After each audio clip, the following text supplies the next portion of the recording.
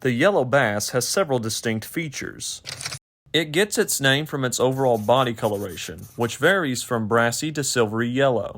One of the best ways to tell it apart from other temperate basses, such as the white bass, is that it doesn't have a tooth patch on the back of its tongue. It also has multiple dark stripes that are broken or offset right before its cloacal fin. It has 3 spines on its cloacal fin, the first of which being much shorter than the second and third, which are of similar length. It has 2 dorsal fins narrowly connected by a membrane, the first of which having 9 spines while the second has 1 spine.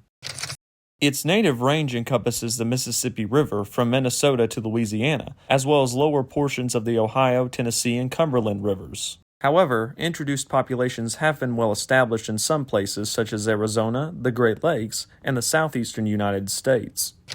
If you want to see more content like this, hit that subscribe button and check out the related playlist and videos in the description. Tight lines, everyone.